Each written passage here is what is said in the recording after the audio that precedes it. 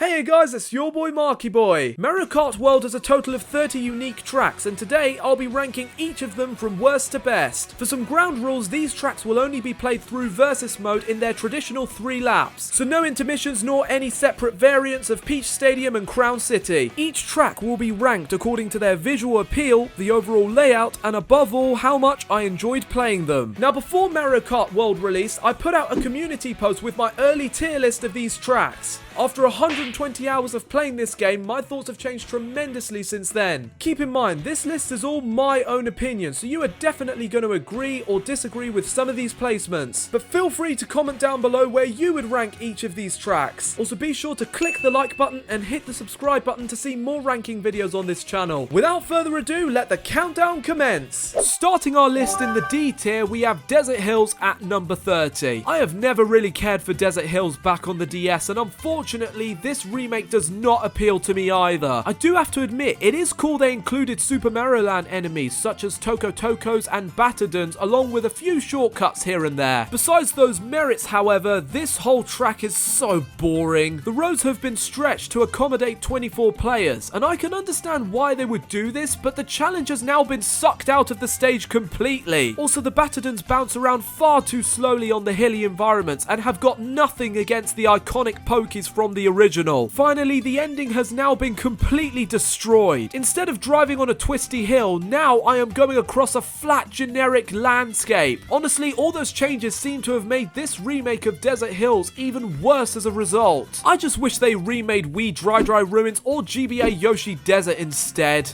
Coming at 29 is Koopa Troopa Beach, originally known as Koopa Beach 2 from the SNES. Before I get into the complaints, I need to give some credit where it's due. The remix music is fantastic, and I genuinely adore the beach party vibes throughout, especially during the nighttime. While it is the best version of Koopa Troopa Beach, I cannot deny this track is still so abysmal. Essentially, you are driving in a tiny circle 5 times and that's it. The most excitement you will get out of this track is watching Cheep flap about and tricking off the small islands and ramps. Additionally, they removed the deep water pits from the original that are insanely punishing to fall into, by the way, but then again, no beach party would ever want that hazard, so why does it matter? Although it barely has any technical opportunities and just a few grassy shortcuts, the only other reason it is ranked higher than Desert Hills is because it feels rewarding to overlap the players in last place, which is a lot more difficult than you'd might think. For number 28, we have Starview Peak, and from my first impressions, I was excited to see what this track has to offer. Unfortunately, it turned out to be one of the most disappointing Mario Kart tracks I have ever played. It's truly a shame to say this because it looks so dazzling from a visual perspective. The Comet Observatory looks amazing with the library, and I love the snowflake ring boost going through this water stream. However, the entire atmosphere of this track feels so empty with barely anything happening. No enemies, no obstacles, absolutely nothing of that here. Although I do appreciate the track combining Rosalina's Ice World and Ice Ice Outpost, it's just not enough to save this track being placed where it is. Being a track based on Mario Galaxy, I feel they could have done so much more and made it more exciting, but it's not. Finally, wrapping up the D tier is Mario Bros Circuit at 27. Being the first track, it isn't very exciting to play, but it is one of the better starter courses I enjoy coming back to. Its primary focus is to introduce the players to rail grinding, wall riding, and the other new mechanics of Mario Kart World. Towards the end, there is a glider ramp shortcut you can take here, or you can grind off the rails in front of the crowd. Also, I like the Radiator Springs theme and driving past the fast food buildings, much better than those grass-style circuits we're used to. In a nutshell, this track really does nothing more than get players used to the feeling of how Mario Kart World works. Moving on to the C tier now, we have Peach Stadium at number 26. Watching the early game footage, it feels nearly identical to Mario Kart Stadium, which barely has any merits to begin with. However, Peach Stadium did make some attempts to spice up the route. Players can jump onto the left railing and reach the castle rooftop, and even take a glider ramp shortcut on the downward slope area. Even with that though, it does not offer anything interesting beyond those alternate routes. I'm just thankful they chose the Special Cup variant for the traditional 3 laps. If they went with that boring Shell Cup circle, it would have landed at the very bottom of my list. Like seriously, what on earth is that?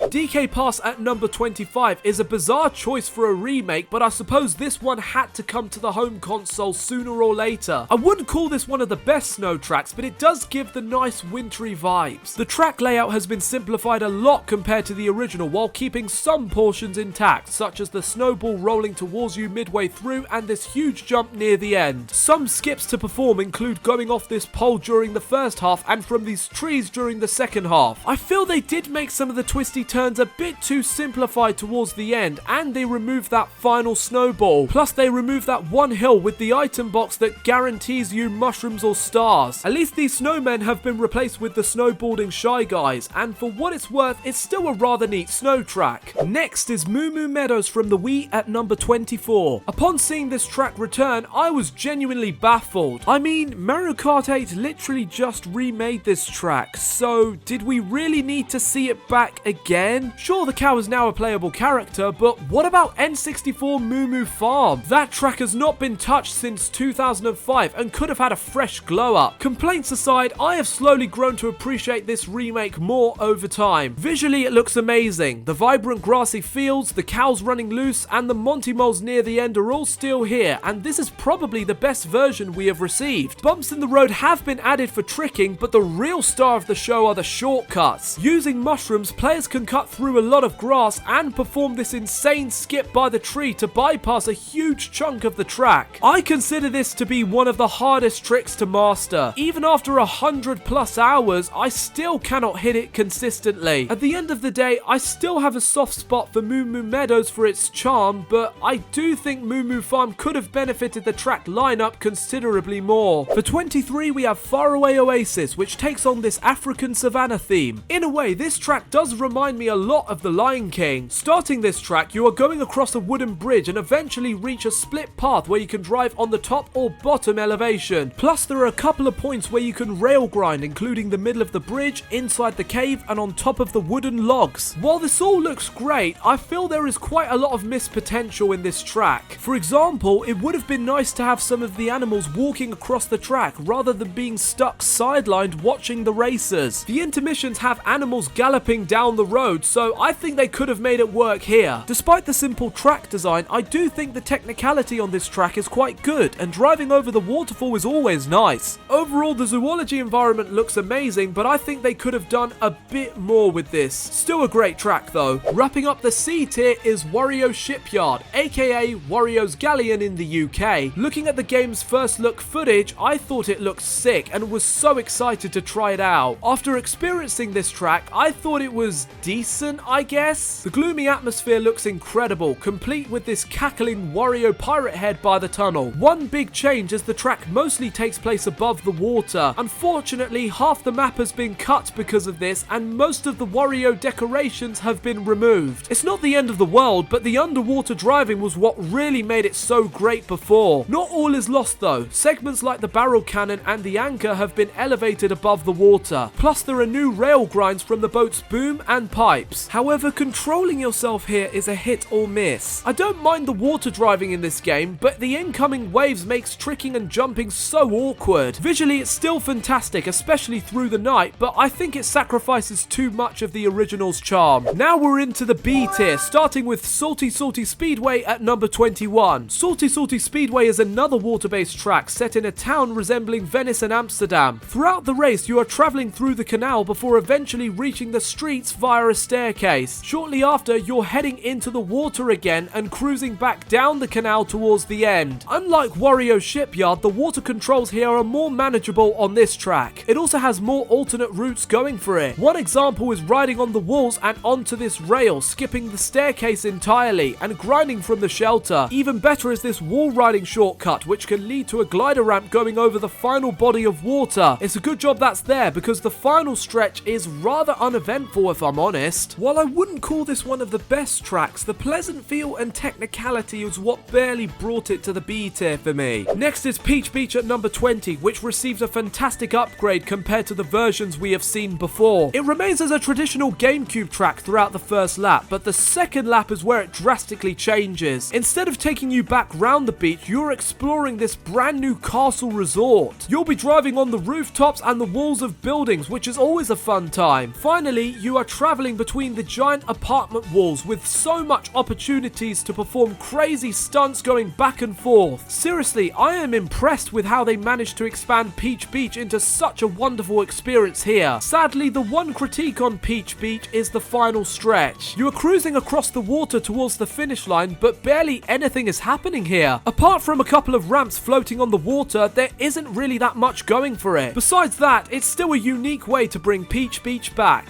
For number 19, Mario Circuit from the SNES might look like a generic remake, but Nintendo made this one surprisingly enjoyable. In fact, I'm shocked to be placing it barely above the bottom 10 after throwing it into the D tier before. Instead of remaking a single SNES Mario Circuit, they combined circuits 1, 2, and 3 into one track. Stitching these tracks together works remarkably well and makes each lap feel distinct. Playing this, the constant turning and drifting are so satisfying to pull off while trying to stay off the sandy terrain. Unfortunately, it's a shame that Mario Circuit 4 has been left behind again, and the layout is still simple, but this is such a clever way to remake the SNES Mario Circuits. Crown City is up next at number 18, and initially I was thinking it would be a mediocre city track since the Tour City tracks were exactly like that. After closer examination though, this is one of the better cities we have seen. Much like Tour, each lap feels unique since you are driving through different parts of the city. On the first lap, you are entering this tight alleyway and skateboard park. During the second lap, you are driving across these solar panels through this giant tire structure and gliding over the city from the roof. Finally, you are taking more turns back to the beachfront where the race ends. Unfortunately, I feel the final lap ends a bit too soon compared to the rest of the track. The long straightaway initially felt boring, but after playing this more, I always find chaining my jumps across these lampposts a lot of fun to pull off. In fact, I think the tricking is what makes the track so great, since there are many places to do that, like the alleyway and during the straightaway. Coming in at 17 is Choco Mountain, if you can even call it that. It's meant to be a remake based on the N64, but to tell you the truth, it is definitely not a remake. Choco Mountain has now been industrialized into a stadium packed with charging chucks, rolling boulders, and mud spraying everywhere. Although I prefer the original Choco Mountain, I still cannot deny how gorgeous this version looks. However, I think they went a bit too far with the mud aspect, because sometimes getting hit with items means you sink in that mud either way. And yes, that's not melted chocolate I'm looking at, not even close. Plus, the rail grinding is few and far between throughout this track, but at least you can use mushrooms to boost across the mud. Despite those flaws, it's still a visually stunning track that I definitely don't mind going back to. Our final track for the B tier is Dandelion Depths at number 16, which reminds me a lot of the Wooded Kingdom in Mario Odyssey, which is already a fantastic kingdom itself. After traveling across this construction area, you will eventually enter the most beautiful looking cave. You'll be cruising across the glistening water, heading past those Parabiddy-Buzz and the dandelions themselves. Seriously, this cave is one of the prettiest atmospheres this game has to offer, and really goes to show what the Switch 2 can do. What's more, there are also some opportunities to wall ride through the tunnel and the cave, even if they are out of the way. The water is also quite open, and there aren't as many Parabiddy-Buzz within the cave. However, you can chain your tricks across the water as opposed to the mud back in Choco Mountain, so there's that. Moving into the A tier, Cheep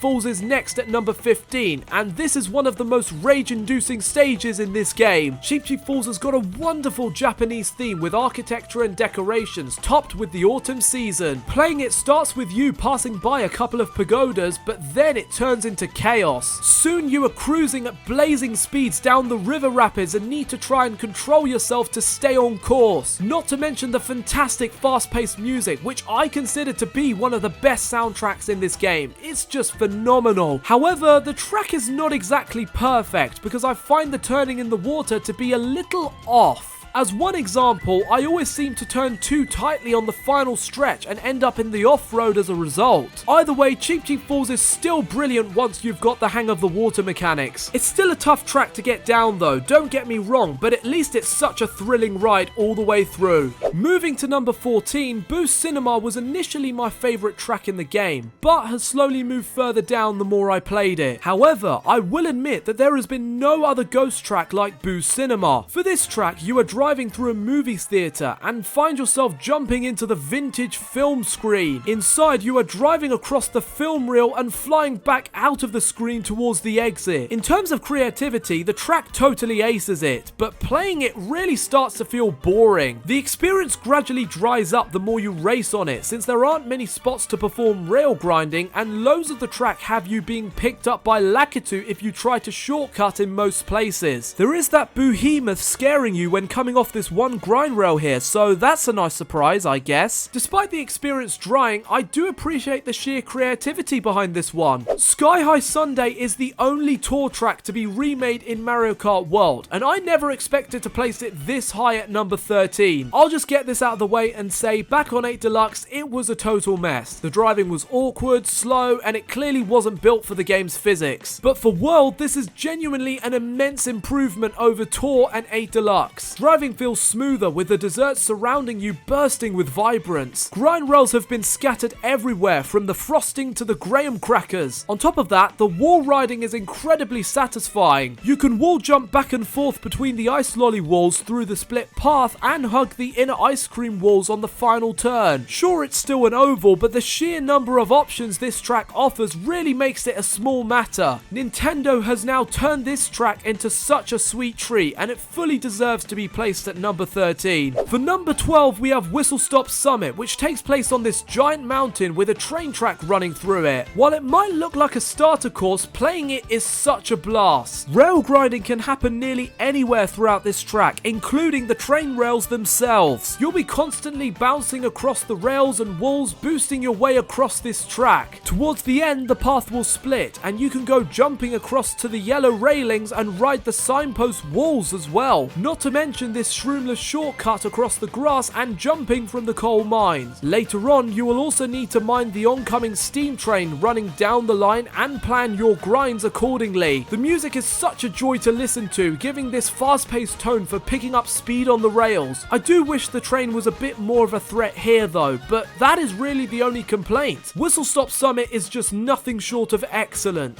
For number 11, we have DK Spaceport. Years before this game, I was calling for a track based on the 25-meter level from Donkey Kong, and Nintendo did not disappoint. At the start, you are witnessing a giant robot DK jumping to the very top of the structure. Soon, you are climbing up the tower itself, in which each layer feels unique. Across these layers, you are trampolining over the barrels, tricking off the ramps, constantly switching between grind rails, jumping from wall to wall, and confronting the robot DK tossing barrels at you. On top of this, there are DK references scattered everywhere, like the oil drums, fireballs, and the 8-bit DK sprites. For most of this track, you are driving on a lot of straight lines, but at least there is a decent amount of variety on each. Even with those straightaways, DK Spaceport is still such an incredible experience. Coming down to the top 10, we have Wario Stadium, the only N64 track that never received a remake until now. To be perfectly honest, the original was just a disaster, being too long and boring, but waiting for Mario Kart World was worth it because this remake absolutely rocks. Aesthetically, it might not be the prettiest track, but it brings the best out of World's new mechanics with the constant tricking and tech. Several alternate paths and grind rails have been added throughout this track. You can spend almost the entire track rail grinding along the tops of the walls, and it feels incredibly satisfying once you get the hang of it. To sweeten the deal further, the entire middle portion has been cut, giving the track a much faster pace and a fresh new outlook. Good golly gracious, Wario Stadium has been long overdue for a remake, and I'm so glad Mario Kart World finally brought it to justice. Next up is Toad's Factory at number 9, which was the one track everyone needed to see return from the Wii, including myself. And let me tell you, I could not be happier about how this remake turned out. The hydraulic presses, the conveyor belts, the red blaring alarm room, and the muddy construction area is all here for you. Several new paths have been added along the top, which you can reach by either riding on the walls or rail grinding from the ropes. Towards the end, you can even rail grind off the steel beams carried by these cranes and skip some of the muddy construction area. Toad's Factory was trapped back on the Wii for years, and I am so glad it finally got the remake it deserves.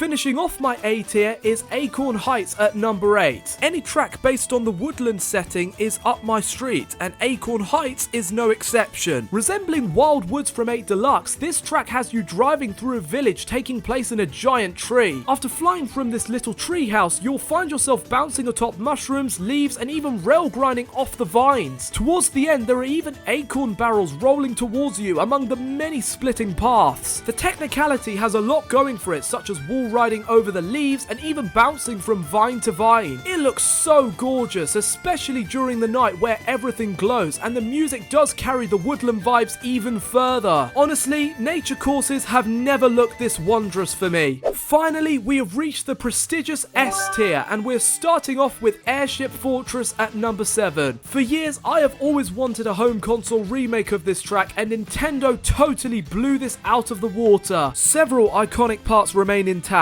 including the bonsai bills, the rocky wrenches, the fire jets, and that legendary cannon shot into the stone tower. Visually speaking, the track has vastly improved by a mile, with many more explosions happening. It actually gives the feeling of an intense airborne battle happening, which is really fitting for this kind of track. Grind rails have also been added to the edge of the stone bridge and on the ship itself. While it might not be the most technical track, I really don't think it needs much of it to begin with. Even without it, I still consider it to be such an awesome track that holds up so well. One other thing to note is that 05 painted on the stone tower, referencing Mario Kart DS's release year. I absolutely love that detail. Perhaps I'm ranking it too high, but for number 6 we have Shy Guy Bazaar. Never did I think this would make it into the S tier, but this somehow manages to hit all the right notes throughout. Firstly, the wonderful Arabian theme remains better than ever, and those markets look stunning. Those Super Mario Bros.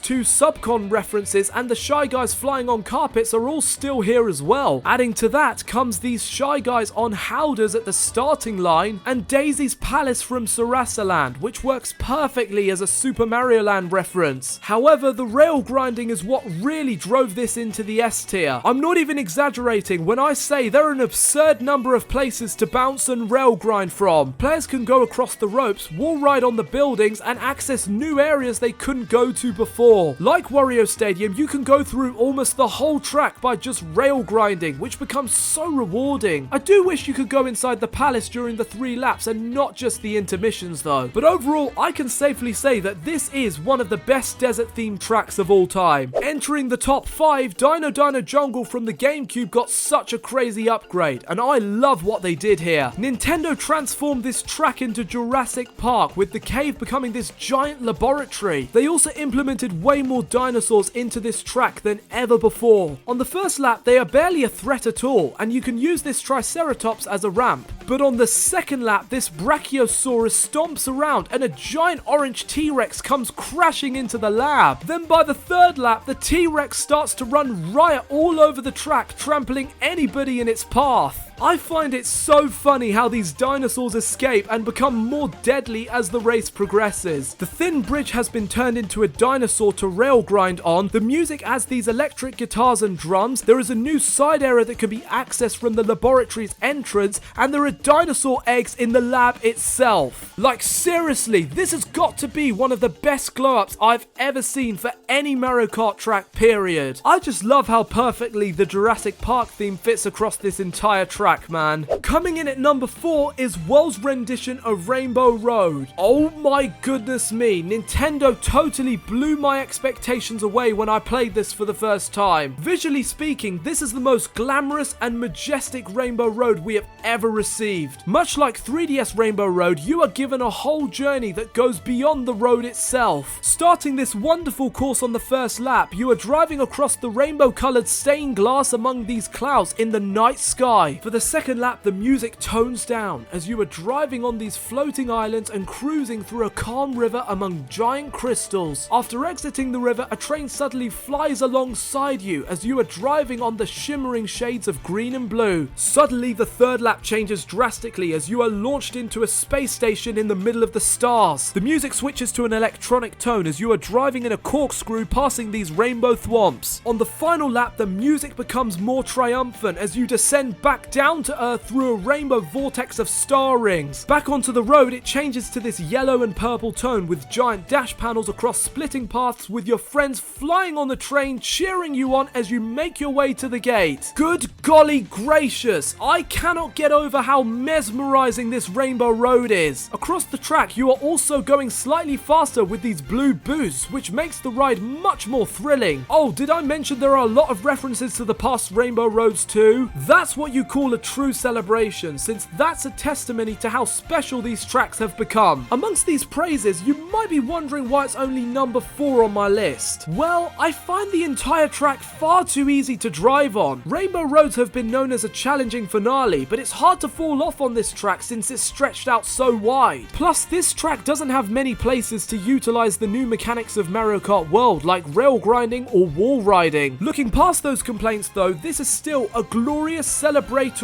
ending to Mario Kart World, unless we get DLC in the future, which we probably will. Starting our top 3, Drybone's Burnout has got to be one of the coolest Mario Kart tracks if I ever saw one. For the course itself, it takes the Day of the Dead theme and combines it with Drybones himself to make such a spectacular experience. Doing that is such a genius idea, and it adds a neat Mexican vibe to the track. During the first part of the track, you are driving down narrow split paths through a tunnel before eventually taking off over the boiling lava. Entering the skeleton, there are more branching paths to take, grind rails, and places to wall ride. Towards the end, there is even a top floor segment at the starting line and a body of lava that the players can shortcut across. Seriously, I cannot get enough of how well this track manages to enhance that unique theming while making it such a refreshing experience each time. Not to mention those wonderful decorations painted onto the track and the composition of instruments to match perfectly with the atmosphere. Hands down, one of the top level tracks in this game. Taking the number 2 spot is Bowser's Castle, and over the years we have received a load of these tracks, but Nintendo was not messing around with this one. You'll start by entering this control room and driving across a few tight corners, but the second half is where it starts to go completely insane. You are being launched through a lava tunnel that transforms into a vicious thunderstorm. It then becomes a massive adrenaline rush as you are flying down the metal road underneath this menacing looking Bowser statue and trying to dodge giant meteors on the final stretch. Plus, this track has some of the craziest shortcuts I've ever seen in any Mario Kart game. For example, you can wall ride and trick from the control room to cut a massive chunk of this track, which makes you feel like a true gamer. My word, this has got to be one of the top 3 all-time Bowser's Castle tracks for me. The sheer amount of technicality and thrill this track brings makes for such a fantastic experience, topped with the heavy metal music. A massive job well done for this track, Nintendo. Finally, taking the number 1 spot is the Great Question Block Ruins. Now, I think I might be in agreement with some of the community here, but I genuinely think this deserves the number 1 spot. Good golly gracious, is this track incredible. Throughout the entire track, you are driving on the dazzling golden ruins held by grassy platforms in the sky. Towards the end, you are also bouncing atop the cloud platforms and gliding through cloud rings to the end. Visually speaking, the entire track looks phenomenal no matter what time of day it is. The sculptures of this track